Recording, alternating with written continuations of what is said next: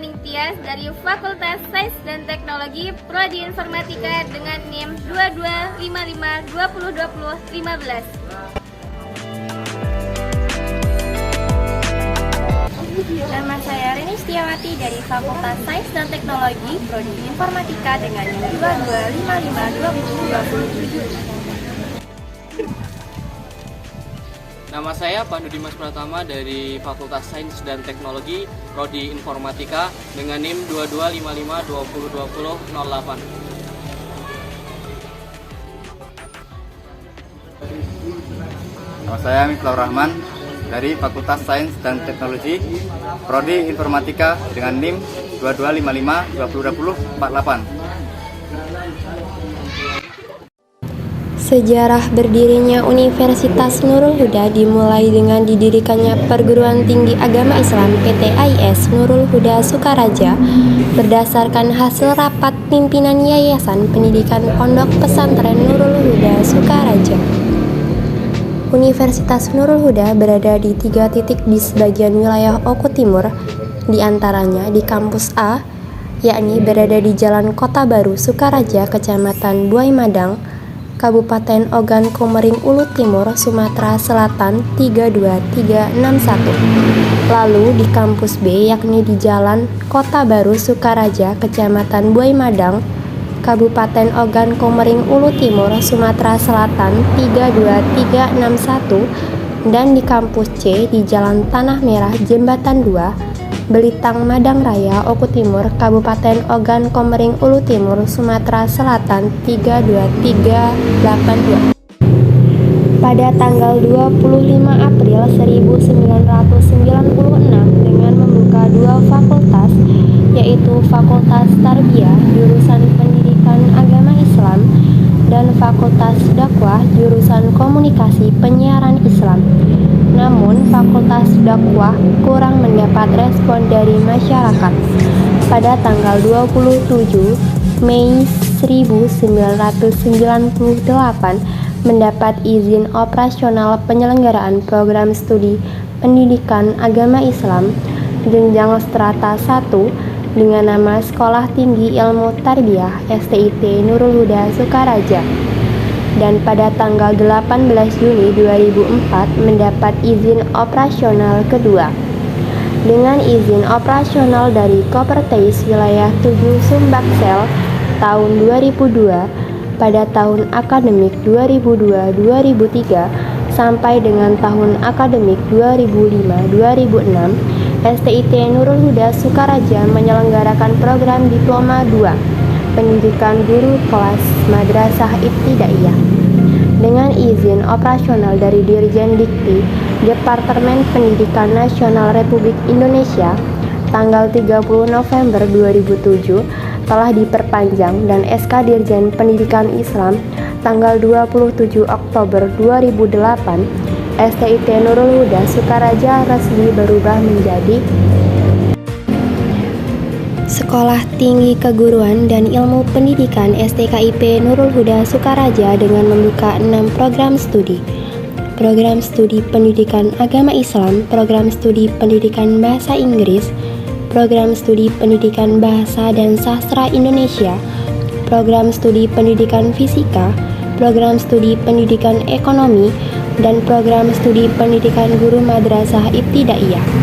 Kemudian, berdasarkan keputusan Direktur Jenderal Pendidikan Islam nomor 5516 tahun 2014 tertanggal 1 Oktober 2014, STKIP Nurul Huda Sukaraja menambah program studi PGMI tersebut. Lalu kemudian disusul program studi Pendidikan Teknologi Informasi. Selanjutnya, melalui keputusan Menteri Pendidikan Kebudayaan Riset dan Teknologi, dikeluarkanlah izin perubahan bentuk dari Sekolah Tinggi Keguruan 2021 dan Ilmu Pendidikan Nurul Huda menjadi Universitas Nurul Huda. Bersamaan dengan itu, keluar juga izin penyelenggaraan 3 program studi baru, yaitu Informatika, Matematika, dan Sains Pertanian, sehingga total program studi yang telah dimiliki sejumlah 10 program studi. Universitas Nurul Huda memiliki visi dan misi diantaranya menjadi universitas unggul dalam ilmu pengetahuan dan teknologi, berbasis riset dan ekoteknopreneurship berlandaskan Aswaja Anahdiah pada tahun 2045. Sedangkan misi dari Universitas Nurul Huda yang pertama, melaksanakan dan mengembangkan pendidikan akademik yang berkualitas serta berwawasan ekoteknopreneurship.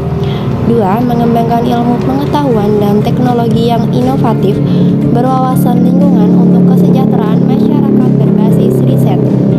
3. Memberdayakan masyarakat dengan menerapkan teknologi tepat guna berbasis kearifan lokal dan riset inovasi. 4. Mengembangkan sistem pengelolaan universitas yang akuntabel dan bertaraf internasional. 5. Mengembangkan jaringan kerjasama dengan stakeholders dan lembaga lain di dalam dan di luar negeri. Fakultas di Universitas Nurul Huda memiliki visi dan misi diantaranya menjadi fakultas terdepan yang mampu bersaing dalam bidang sains dan teknologi berbasis riset dan ekoteknopreneurship. Sedangkan misi dari fakultas yakni menyelenggarakan pendidikan dan pengajaran yang membentuk sumber daya manusia yang berkualitas dan inovatif dalam bidang sains dan teknologi yang berkarakter Aswaja Anahdiah. Lalu menyelenggarakan penelitian yang berkualitas dalam bidang sains dan teknologi yang bermanfaat dalam masyarakat dan dunia kerja. Menyelenggarakan pengabdian dalam pelayanan masyarakat melalui sains dan teknologi berbasis ekoteknopreneurship. Sedangkan tujuan fakultas yakni menghasilkan lulusan yang berkualitas dan inovatif di bidang sains dan teknologi serta karakter Aswaja Anahdiah, menghasilkan produk dan atau karya ilmiah di bidang sains dan teknologi berbasis riset yang bermanfaat dalam masyarakat, menghasilkan pengabdian kepada masyarakat dalam wujud catur dharma dalam bidang sains dan teknologi berbasis ekoteknopreneurship, menghasilkan kerjasama dengan mitra dan dunia kerja dalam bidang sains dan teknologi. Generasi Z disebut juga sebagai E-generation atau generasi internet. Generasi ini selalu terhubung dengan dunia maya dan dapat melakukan segala sesuatunya dengan menggunakan kecanggihan teknologi. Sehingga manusia pun tidak luput dengan perannya sebagai makhluk sosial, di mana interaksi sosial itu adalah hubungan timbal balik antara individu maupun kelompok untuk menjalin hubungan pertemanan, diskusi, kerjasama yang diterapkan dalam kehidupan bermasyarakat. Tidak hanya pembicaraan hal yang penting, namun pembicaraan ringan terkadang menjadi hal yang sangat penting untuk menambah informasi. Contohnya, jika ketika seseorang menghadapi masalah, pasti akan bercerita, entah itu teman, orang tua, saudara, atau siapapun itu untuk mencurahkan isi hati dan perasaan semakin lega untuk mendapatkan saran yang terbaik.